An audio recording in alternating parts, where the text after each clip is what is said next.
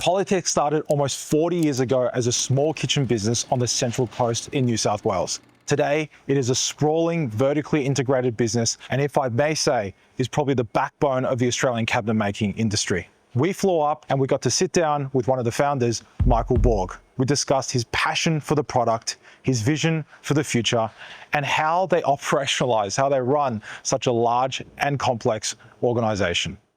As a young kid starting out in the cabinet making industry, and then now being able to sit here and have this conversation with you means a lot to me. So firstly, I want to say thank you. Welcome, Charlie. Now, at dinner last night, I learned one thing is that you are endlessly and remarkably curious about the product, about the cabinet making product. Is that fair to say? Yeah. I've lived and breathed it all my life. Yeah. Because we were talking about new product and you're constantly new ideas. And You're asking me questions that I don't understand, like the depths of base cabinets and things like that. What's going on in your head when you're thinking about all these? Just things that we're thinking about for the future.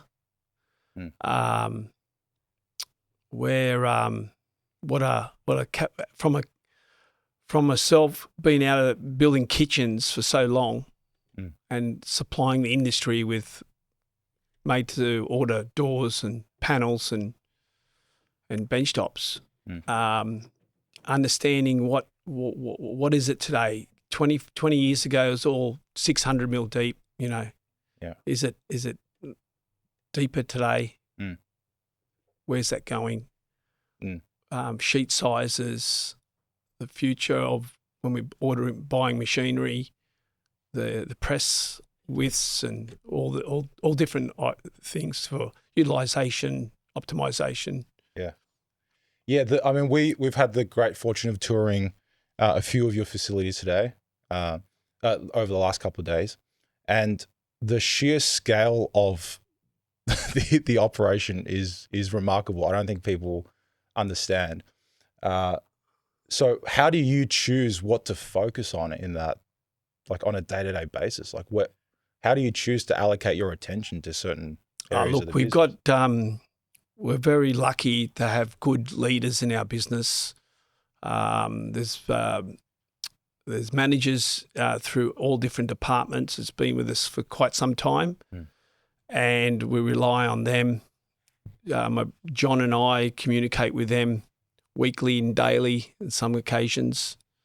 I get heavily involved in the made-to-order side. I get frustrated when things don't go to plan, but that's part and parcel of being involved in a business. Yeah. How do you? Sorry, no, please. Yeah, go. How do you take when you are frustrated? Let's say, because you've got so many production lines across so many facilities. Let's say the throughput is down on a line for whatever reason. How do you take that frustration and then turn it into something constructive to help the team in that situation, as opposed to just getting angry, for example? You got to look at the situation. What went wrong? Is it depending on what you're doing is say you're edging product, the panels. Have you got is the glue temperature right? Is the edging material of the right quality? Have they measured the thickness of the edge tape and dialed that into the PC of the edge bander to get the right? We got good machinery. You shouldn't have to touch it with a file. You should be able to put it in the edge bander and it comes out perfect, pretty much perfect. Yeah. And when you got people on the back end cleaning up doors when they shouldn't be cleaning up doors because we bought the best machines available, that's what frustrates me. Yeah. And so one of the things that stuck out to me the most was the level of talent density, just how talented the managers and the people working in the business are. And so when you say, well, we've got really talented people, I actually believe that. That doesn't just sound like corporate mumbo jumbo to me. Not that you guys are corporate at all. So with these guys looking after these areas of the business, what are you then looking at in the future? Let's say, are you thinking in 10, 20, 30, 50 year time horizons? Where does your head go when you're thinking about? We're thinking 5 years, between now and 5 years, and we've got this vision for the next 5 years what we want to do. We've got some vision goes beyond 10 years, but between now and 10 years there's a bit of time there, and things can change, and things do change, and what you think you're going to do today, it does change, and it could change in 12 months' time, 18 months' time. Your vision, maybe we should not do that, we should do this instead, and vice versa. But normally we're thinking at least 2 to 5 years ahead, especially when you're talking colours, plate finishes. A plate finish can take 2 to 3 years to develop. Right. And so if we're looking now today, 2026, where we are now, versus 5 years ago when you were thinking what we were going to be like or what position we'd be in, is there much variance there? Have you changed your mind on a lot of things? No, not that much. No. But, when we make a decision, take Oberon, for instance, we purchased Oberon in 2010. It was it was a rundown facility making just raw MDF and mouldings. Didn't do any decorative at all. And here we are 16 years later, and we've invested an enormous amount of money in that plant. We've got a particle board machinery in there. We put another MDF line in there. We've put two new paper treaters in there. We put melamine lines, two of the biggest melamine lines in the country or in the world, and all that was planned, from the time we purchased that. That's what we wanted to do. Yeah. So please. And even dealing with logistics, and we just got another warehouse in Sydney to try and relieve the pressures of deliveries, getting deliveries out to the customers in a quicker format, and we're always striving to do that better. Yeah, I think the striving to do better is something that when I met with Chrissy Elvin, the head of Politec yesterday, she really reiterated the level of investment and commitment to Australian manufacturing and in our decorative panel industry for the cabinet making industry. The Oberon plant, for example, that, yes, I mean, it was massive when you guys took it over, but now it has just been taken to a complete different level. Could you give some context or some texture on what the Borg group and what Politec, what Porter are doing in terms of investment, in the last 5-10 years? So we could see in Australia we wanted to put a brand new state-of-the-art particle board facility in Oberon, right? The particle board machinery in Australia before we built one were all very old. They're past their use-by date. So someone had to put new technology in. We wanted our own particle board facility, and so we invested heavily into that. And the same thing is what we're doing now for Mount Gambier. People, if you're in a corporate, you have to do CapEx and this, and does it justify the spend? John and I don't really look at that far. Yeah, we it's like, how can I put it? It's like one of the managers at Oberon, when we bought Oberon, said, we need to put concrete down on the ground. You don't get money back for putting it on the ground. Yeah, it looks nice and all that, but it has to be done. So the same thing with Mount Gambier. We have to. We need it. Australia needs it. Someone needs to invest in manufacturing. We need the capacity for particle board and MDF, and that's the vision we've took in. So you mentioned in a corporate environment that you need to look at the CapEx and the return on invested capital and things like that. And you guys are just saying, Australia needs more particle board. Yep. So we are going to make more particle board. Particle It's very very simple. It needs it. So then why hasn't anyone else taken on the challenge? Because it is a challenge, as much as you might not want to admit that it is a challenge. It is a challenge, you know. That's a good question, Charlie. Why hasn't anyone taken it on? Why hasn't the other competitors done it? Well, they're not even not doing it, but there's plants closing even. Yeah, plants closing. Yeah. You look what's happened in the last 2 or 3 years. You know, we've had Tumut shut down, Gympie's shutting down. There's another one at Benalla is closing down. The reason why they're closing down because they're old.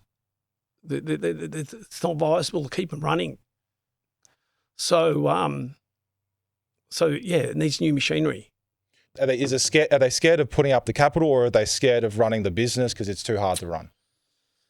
Yeah, I don't know if they're scared of putting up the capital. I don't know. Okay. I don't know. You know, it's you know, we've always been pretty ballsy and you know, put our front foot forward and just do it. You know, from day one, from starting the business, we always strive for the best machinery. How can we do it better? Best trucks on the road, all that type of thing to make it more efficient. Give our workers good equipment. Be proud of where they are and working, and we'll just keep moving forward that way. Yeah, I mean, obviously it's worked because the level of growth from kitchen cabinet maker in the late 80s to that core thermolaminated and cut and route door business. Yep. And now you know, I don't know the numbers, but you're a good percentage of the market share in decorative panels and now expanding, you know. So obviously what you've done is work. So what did the Borg brothers understand that's very difficult for other people to understand? I don't know. We just, you know, when you look back how we started with decorative doors. You know, we didn't start with pre-finished board, a melamine board. We weren't a board manufacturer. We didn't have melamine pressing. We started backwards the other way. So we started from making, we're actually painting polyurethane doors, cutting, routing, and then how can we do that better? And then moved into vacuum formed doors and built that for 10 years, and then decided to buy a low pressure melamine press, which was a small press in its time, to have a niche range of decorative board to complement our door offer. And the business grew from there. So they're the panels for the doors. Yeah. Yeah. We wanted matching panels to suit our doors. Without having a vacuum form panel, like flat panels. Yeah. Because it feels like a waste of Well, it's not a waste, but it just gives them, you know, a different, you know, if we would have square edge panels with the doors, or just have a square edge panel offer. Yeah. You know, and then built the business from there, putting branches in Melbourne, Brisbane, Adelaide, all the regional branches across the country. And we started that before we even had board. You know, we started that with just doors. Your own distribution centers. Yeah. Yeah. And then you own that customer relationship as well, right? Yeah, that's right. How important is that to you? I mean, well, yeah, it's very important, you know. Yeah. And we've always been supportive in dealing with the small cabinet maker. You know, we're here. Like, I've been visiting cabinet maker. Like, I go to Melbourne or go around the country with some of our sales team. He goes, "Oh, where are you?" I said, just do your call. I want to visit the small guy, not just the big guy. You know, I visited people in backyard garages, because that's where I started. That's beautiful. And so when you're, you know, because today I'm sure you still meet with those customers from time to time, and when you meet with them, what are you trying to learn from them? What are you trying to understand? Well, I just want to understand their business, how they, what they're doing, if there's any ways we could support them. whatever it is, even if they normally reach out to us and well, what do you recommend for machines and so forth, and just another person just to share some knowledge with. Yeah. Right. So I'm one of those small cabinet makers, one of your customers, a very happy customer. So thank you for all your support. Yeah. What do you is there a recurring theme that you think maybe we are missing the point a little bit on, that if we just focus on that instead of this, it might be good for our business? Is there a recurring theme that you see across us smaller manufacturers, smaller cabinet makers? Well, like in the way of where you're running your business, which paths you want to take, and like how can us small guys, what should we be focusing on that we're not really focusing on that would help our businesses? Is there a recurring theme that you see? Not really. Just having your manufacturing products, the way it rolls through the factory, right? There's not really. Yeah. I mean, we could probably take a leaf out of your page and learn to be more customer focused, for example, like speaking with our customers and understanding what their needs are, as opposed to in the industry, for example, amongst us cabinet makers, we're very good at antagonizing the builder, for example. Yeah. Oh, he's no good. They don't do this, but we're not understanding why. Maybe we need to focus on that. Look, in the last 5-10 years, especially, the focus on vertical integration, I'm hearing everyone's telling me circular economy, and the acquisition, like the company is now growing massively. Chrissy was showing me slides yesterday. We have the Borg group that serves as a supporting function to a portfolio of companies. Yep. And then everyone feeds off each other. Borg feeds off everyone feeds off Borg. And you're able to create leverage in the same way you can leverage talent in the organization to run these businesses. You're leveraging these portfolio companies to create, disproportionate returns for each other. Can you share with us the thought or the vision behind that? Yeah. So with all that, like we think of all these parts of our business like different little companies. So, for example, we have a property company, Space Urban, who we buy the property arms in. So we buy the property in Space Urban, and then Porter, they rent the property off Space Urban. The logistics business is owned by all our trucks are owned by Borg Fleet, another company. So Borg Fleet buy the trucks and rent the trucks to Porter as a self-maintained vehicle. Same thing as all our sales reps' cars. And then they run their own little business and services, and we do that all the way through the business. No different to our redirect recycling, and so forth. Yeah, Chris was telling me, for example, the your offcuts from the Porter timber lining business, which otherwise would have not been used very well, and now recycled through your recycling business. You've got you've got a plastics business now that makes the plastic. Yeah, Tech Plus. The Tech Plus that makes the plastic strip that goes in your tongue and groove. Yeah, the yellow tongue. Yeah, into your yellow tongue. Yeah. Yesterday at Summersby, we saw the mechanic shop for maintaining the trucks. Yeah. And washing the trucks. Everything's like, what, why do you, like that? In some way, it splits your focus a little bit, doesn't it? I know you have great managers running all this, but gosh, it's a lot. It is a lot. It is a lot, but that's how we've done it from day one. I understand where you're coming from. Yeah. at the end of the day, it's either you have your own logistic business, and by buying a truck, you need to maintain it. So it gives you flexibility. If the driver comes in the morning and he checks his blinkers and brake lights, and one blinker doesn't work, what does he do if you don't have a mechanic workshop? He's off the road. He's off the road. Exactly. Yeah. So he can just say, right, drive it straight to the workshop, quickly fix this, I've got to get on the road.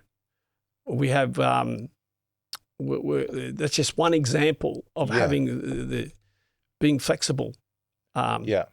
Now, when you have a driver don't turn up, and he's got 20 drops to do on a truck, and the driver doesn't show because he's sick for some reason or another, that's another problem. You know, have we got another driver that can step into that? Some days we do, some days we don't. And then that creates other problems. Well, they just call you. I'm sure you don't mind. Yeah, they used to, not anymore. But but it does happen. Yeah. Yeah, and so from a corporate bigwig might look at that and say it might cost us $5 million a year to run this. We can outsource it for $6 million without the operational complexity and the risk. Yeah. But what you're saying is by having this facility here to look after our trucks, we can make sure that out of 365 days a year, or out of 200 days a year that a cabinet maker is getting deliveries, 199 of them, they're going to have a truck show up when it says it's going to show up. Yeah. And if we outsource it, it might drop to 180. Yeah. And that's worth something as well. And not that like we're not talking trucks that for Politec, right? We've got interstate trucks that run between depots. We've got logging trucks. We've got 30-odd logging trucks that are running every day on the road in harsh environments. There's more maintenance on that type of equipment. We've got harvesters that in our forests. There's that we harvest the forest with logging and all that. They're all harsh environments, more maintenance. So we've got plant mechanics, diesel plant mechanics, and so forth. So it's not just road trucks on the road. So in the early days, it was you were running everything, doing everything, working all day, all night, and I'm sure, and I know for a fact that you are still working incredibly hard. So now you're not necessarily on the shop floor at midnight fixing a machine. But what are those equivalent things that you are doing now to really drive the business? Yeah, I'll get involved a lot in product development, thinking of what's next to do. Involved in our new factories and setting out machinery with a team of people from Crossmuller. Helping, getting involved a little bit in sales, not so much, but still being there when needed, Yeah. And then other parts of the business, building Mount Gambier, working with getting Mount Oberon. There's all things happening through there as well. Can you give us an idea? Just I know we're speaking, and the audience is probably largely listening to this. What is the scale of Mount Gambier? Like, how can we describe it? Don't do square meters. Do like football fields, or how many? We were in the car. We were saying how many Mount Gambiers to get to the moon. Like, give us one of those metrics. Yeah, right. Well, Mount Gambier. Oh, let's stop and think. A football field from post to post is 100 meters long. Okay. Right. So Mount Gambier's building is 800 meters long, right? So it's 8 lengths of a football field. Okay. 300 meters wide. Okay. Right? Under one roof. That's the footprint of the building. The building is all built by Crossmuller. All the steel fabrication is all done there. We've got our own electricians, our own plumbers, the whole team. Currently now, it's not far away of the building being completed when I say completed, the roof over the structure the roof is fully roofed. There's still a little bit to go. There's machinery getting installed, 2 large laminating lines, a large particle board line, a little bit bigger than Oberon. Pretty much the world's biggest MDF line, right? Enormous amount of capacity, the MDF line. It's got too much capacity to what we need. We have plenty of wood in Mount Gambier, so that's not a problem. We'll do a recycling campaign down there out of Melbourne to Mount Gambier over time. Mount Gambier will be Oberon and Summersby put together in a nutshell. It'll do all the decorative, all the wood mats, all the ravines. Like Oberon doesn't do those wood mat colours. It's all done out of Summersby. Yeah. So over time, it will do the whole plate finish offer for decorative board. Okay. And so I understand that the Mount Gambier line is also going to be incredibly automated. I mean, the level of automation we're seeing, at Summersby, saying on your carcass, on your melamine press lines and whatever, already incredible. You got the crane storage going down into that dark alley of just racks and racks and racks. And then now we're hearing that at Mount Gambier, there won't be any or many forklifts even. Like it'll be on automated vehicles. Oh, there'll be AGVs running around. So that's the plan that we've already purchased. I think 20 AGVs. There will be still some forklifts, normal forklifts that operators will drive, I guess. But as time goes on and technology advances, I guess if these AGVs, the first lot of AGVs goes well, we'll if there's a need to buy more, we'll buy more. Yeah. And automate the best we can do. And so if we're looking into the future, because you are at the forefront, and I'm sure you're always thinking into the future, where does that automation piece fit in for you in order to become more efficient, have more throughput, and to be able to compete on a even globally? Let's say, so we visit factories. Like I just come back from Europe, right? So we visit a lot of factories and see a lot of factories in our industry in Europe. We get ideas from there. We've got a good team, Crossmuller. They're building a lot of our equipment, and those engineers. We have a committee of a team that work together if we want to. What we're automating or what we're building, how we make sure we're doing it right and grow it right. But it's pretty much, traveling the world and seeing what fits and what we can make work in our own business. Right. So are you perhaps taking inspiration from other manufacturers around the world and maybe they're in a different stage in the market cycle, or maybe you're seeing parts of their market that we're shifting into, and that helps inform your strategic vision moving forward. Yep, exactly. And one thing, just walking through your factory and meeting with the factory managers and the people on the team, everyone is incredibly passionate, and everyone feels so empowered to do well in the business. They're saying, John and Michael have deployed massive trust against me in this position. I'm going to do well because I'm allowed to make decisions. I'm allowed to move quick. I feel valued, and so I'm going to do good work. Is that what's the I know you're a loving guy. You care about your people and you want to lead them in that way. But what is that very intentional, or has that just been natural from the start? I think it's natural. Well, it's. They got trust. Now, they all know that any employee, for any other reason, if they want to pick up the phone and text or ring me or John or any other manager, they can do that. We're only a phone call away. So I walk through the factory. I acknowledge our people. I go up to them and say, how's things going? You know, they feel comfortable. Same thing with our managers. You know, we've got people who've been with us for over 30 years. People that I've employed, you know, quite some time ago.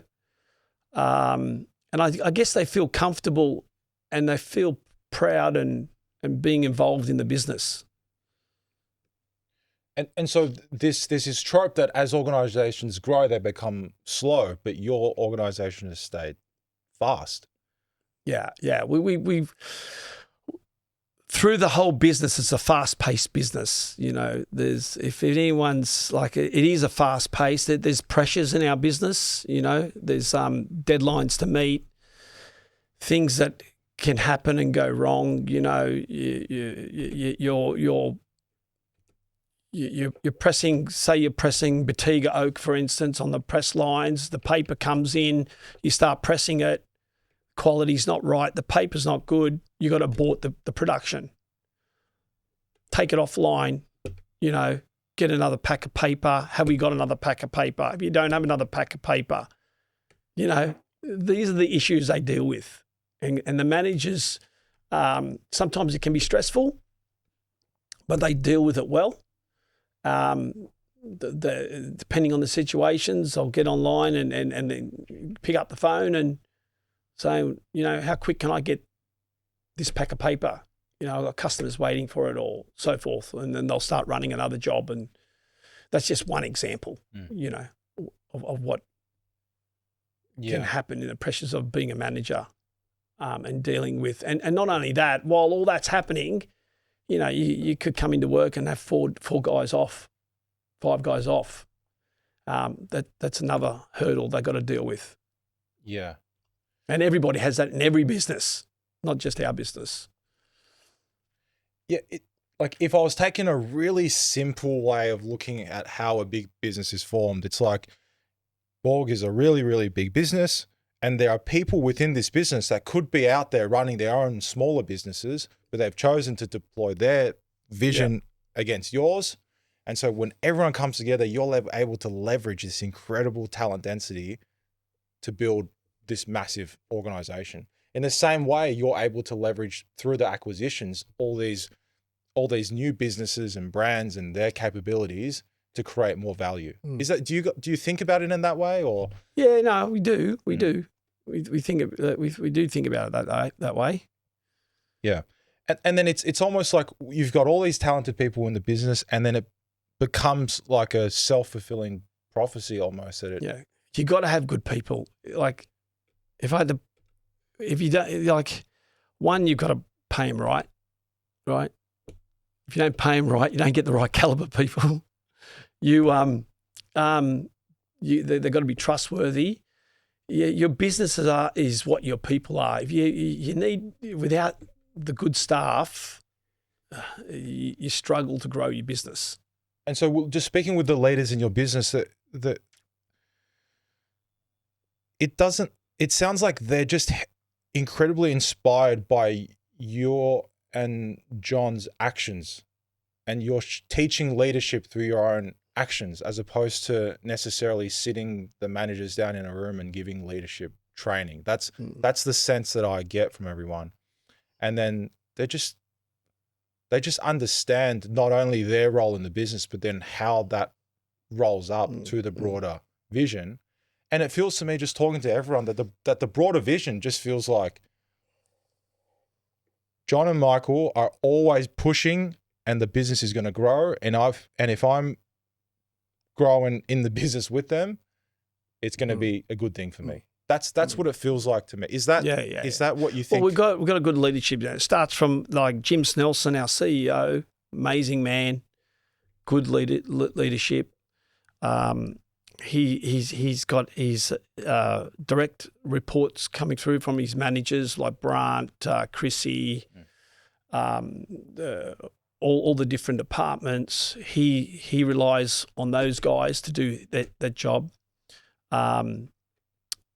He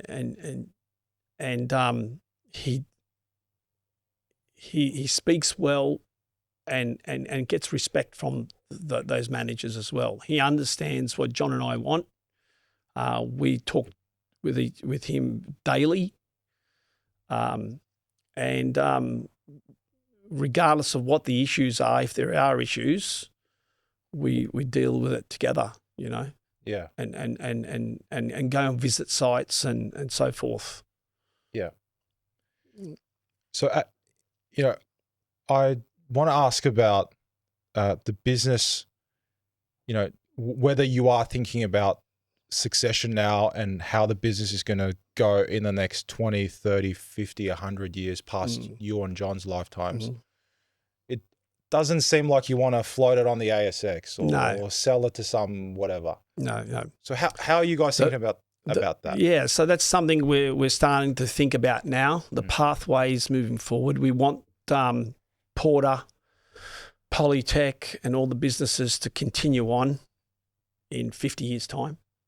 Who's going to own the business and so forth after that. So we're not here to sell the business off. We want to keep it. How we do it, it's still in the process right now. It's more like we're thinking of a bit like the bigger companies that do it in Europe, how they're done, and keep the profits in the business, and it's run by the managers. If they make wrong decisions, well, the company's not going to make good money. So we're putting things in place now to do that in the way. Like we just the whole new product development team. So we've got 4 or 5 people in this new team now. Looking at what how we're gonna, what's new in products and developing, and so what machinery we need to make that product and so forth. Because one day I won't be around to do that. So that they need to be able to do that themselves.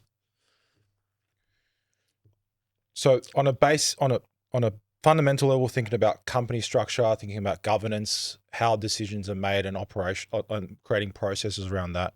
And then you mentioned the product development. Do you feel like that is, maybe for yourself, that has been one of your key functions is to drive product development? Yeah. And so you want to make sure that can go on. Yeah, that can go on. Yeah, without me, So in the next 15, 20 years, I'll be still part of it, but there'll be team members in there building it and driving it and looking at, should we be doing this? Should we be doing that? Similar to what I spoke to you about at dinner the other night about curved corners and, should we be offering this or that and so forth. So making sure the team is equipped to be able to come up with those ideas and to be able to execute. Are you worried more about the idea generation or the actual execution? Execution, and machinery that we need it, no different like the Vista door that we just released now. We've been, that's been over 12 months now, developing that door, buying machinery, waiting for the machinery to arrive to do that door in the right way, in the investment. That's just one example. You're having the cash flow to invest in that door, to invest in that door, spending a couple of $1 million, if not more, to make that door in machinery. And you don't know, are you going to sell? Is it going to sell? You need to back it. Right. So, and that's the part about keeping profits in the business. Yeah.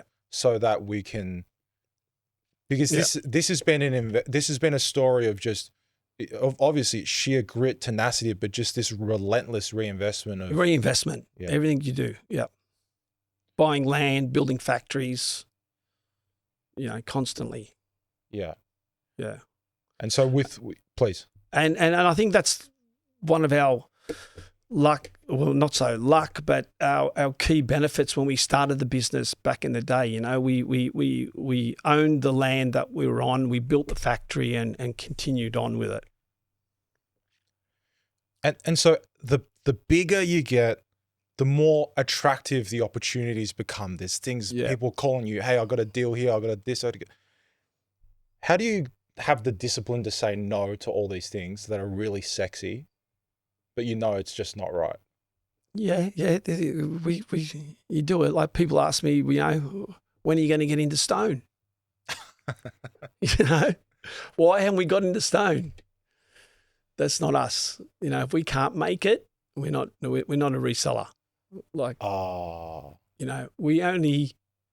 Well, you have been in sandstone. You've been in sandstone. Yeah. No. So we're we're makers. We're manufacturers. So stone might fit in terms of you can bring it in and sell it through your distribution, but you can't have the plantation, cut the tree, bring it on your own truck that you maintain, that you chip and then turn into MDF or particle board or what, who knows, one day, never know what will happen in, you know, 10, 15, 20, 30 years time. You know, Politec will be, you know, we want Politec to be a leading household brand, you know, with not just MDF board. There's other products that we want to do with Politec moving forward. So with the people who you care about the most, whose opinion you care about the most, what do you want them to think about the Politec brand 30 years from now? Like what do those people whose opinions you actually care about, what do you want them to be saying, this is what the Borg and the brand is? Yeah, we just want to give designers and kitchen manufacturers products that Politec can make to be available, and to work through and there's other product I'm not going to say now, but there is products that we will do that might be a bit left field than what we're doing now that Politec will sell. You know, and that's that product planning. Yeah, because you obviously that's obviously something that's longer term that you're longer term. Yeah, and then we've got some long term vision that we want to do for Politec that will come. And so, you know, I asked you a question last time about just seeing the scale of the businesses, the incredible operational complexity of all these people, all these problems. And I said, well, why did you choose and continue to choose to put yourself through this pain and suffering? And you said, what pain and suffering? You know, and so I was thinking about that, and it just really shows me that you just over-index. This is my personal assessment, is that you over-index on execution, and there's not really much else to really think about. Just get it done. Yeah. Does it frustrate you when people think too much and discuss too much and try to come up with all these explanations, ideas, and giving you, you know, reports to look at and whatever? Like, does that? No, that it doesn't. But you know, we need the reports, and depending what it is, as long as it's not a waste of time. But we John and I both we make decisions sometimes on the spot. You know, I'll be walking through the factory, and you met Tony yesterday. You know, he'll say, "Oh, you know, we need this and that," and that. Well, you know, with walking around the factory within 15, 20 minutes, we'll have something ordered or bought, or do it, do that, order that. You know, it's not. We make things happen. If it makes it. If it fixes an issue or a problem, or you know, let's just deal with it. We're too big of a business now not to, you know, we can't afford this. We just need to do it. But I got the feeling even when you were smaller, you would have been the same. Yeah, we were. Yeah, you're right. Yeah. I don't think it's about too big or too. No, I think it's probably like time's too precious, and we just need to get it done. It's and the team feels that, because you're reinforcing that every time you make that, you know, incredibly quick decision, and they haven't even. So then you're training that. So if that's one of the things that you're training inside the company and within the culture, what do you think Borg as a culture? You know, what does it reward? You know, what does it really push? And what does it punish? Like what are the things that that you're showing through your actions that we reward this and we like this, we don't like that? Speed is one example, like you said. Yeah, speed. Well, they see how we act, and managers get off of the speed we make do things on, and like I said before, they just pick up the phone and talk to us. If they need something or they recommend something, and we just make it happen. They'll either go to they know where they need to go to their boss or so forth, or if they get hurdles, they come through to us. What do you wish more people understood about the Borg Group? What do you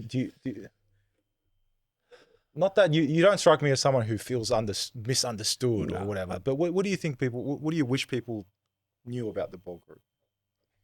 Oh, I don't need to wish people for anything. Look, it's a hard, unless you walk the sites and the factory, you don't realise how big we are. Even myself, when I walk through and you see, you did it yourself. My head was spinning. Yeah. The first aid had to come get me. No, that didn't. Yeah. I don't know. Yeah, I think. I mean, Michael's not asking for empathy by no stretch. Okay, he's just fine. But it's like there's